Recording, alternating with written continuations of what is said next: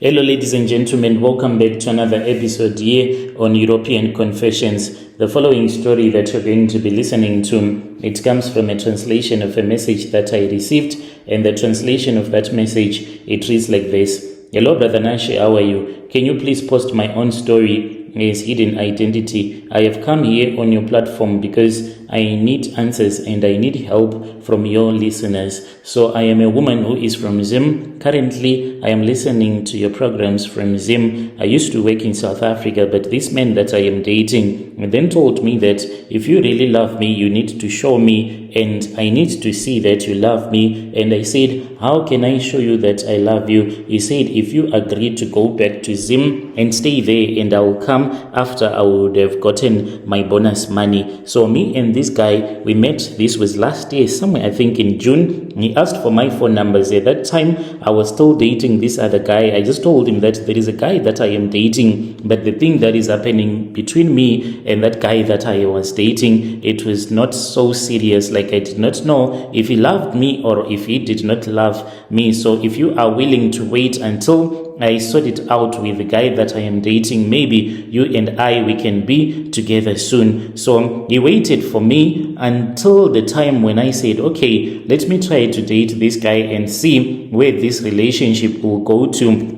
And then me and that guy, we then started staying together because he said there is no need for you to be staying at your workplace when I have a place where you can stay. So I agreed, introduced him to my parents, and my parents, they liked him a lot because they said that he is a man who seems to be a very good man. From the very first moment that me and this guy, we started staying together, the guy then started giving me money, which I was using that money to send it to my parents back home in Zim. It was a very beautiful time because we started staying together. This was somewhere in the end of July. Life, I can say, that was turning out to be great. As someone who had told yourself that I will never find true love like in South Africa because of the situations that I was facing in my love life. When this guy came along, and then I said, let me just become his wife, and so I became. He even wanted me to become pregnant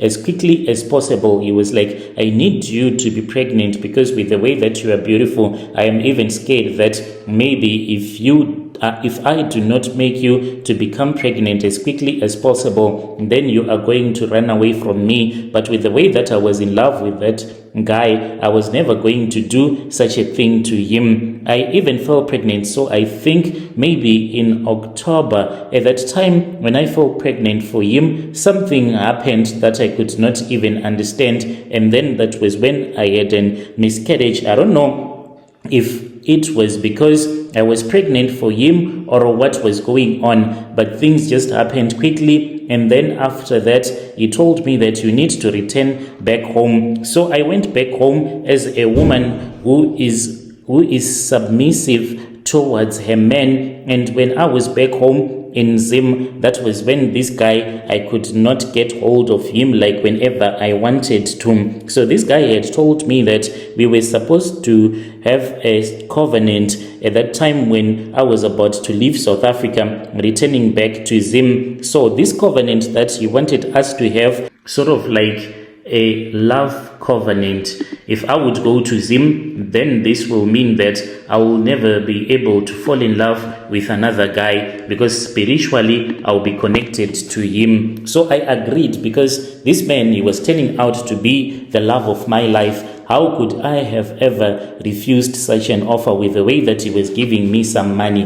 He said that the only way that we can perform this ritual, let me try to get some water. But I did not understand when he said that, let me try to get some water from somewhere else, because I said, but we have water here. But he refused that water. He said, I'll get it. He then returned back the next day. He had some water that he had with me, and then he poured that water into a small bowl, and he said, wash your hands. And after that, he washed his hands. And after he had washed his hands, he then said, now it is your turn again to wash your hands. And I could not understand that ritual as well. He then said, let us sleep together in front of this bowl to show the river spirits that you and I, we have decided to to become one flesh. And after we had slept together, that was when he took out a very beautiful engagement ring, which he gave to me. I was more than happy when he gave me that engagement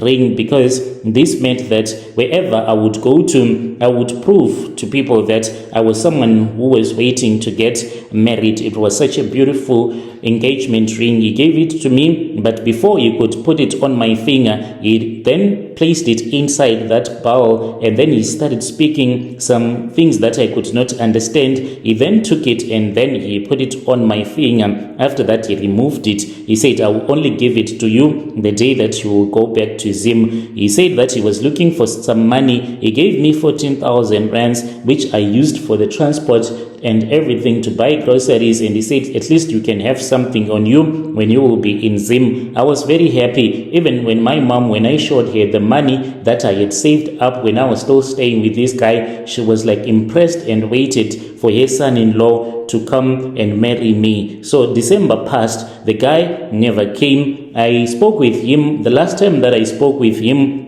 when we were like speaking to each other in a nice way, that was on 17 December, in which he had told me that he was going to get his bonus on 15, 16, he will be on his way coming back to Zim. 17, he told me that he was waiting. After that, he would only blue tick me. And in January, he then said that no, he was double thinking about us getting married. And I said, but with all of those rituals that you did to me and everything that you forced to do the covenant, I went to this other prophet. So this prophet told me that in order for me, if it happens that you break up with me, to get married or to be in a relationship with another guy again, then it means that there is a cleansing ceremony that has to be done, or things will go so wrong in my life, so much that I can even die. So this guy, he gave me this engagement ring. The problem that I am now facing is that when I am asleep, there is a creature that comes to me, then it will suck my blood and it is nowhere to be found.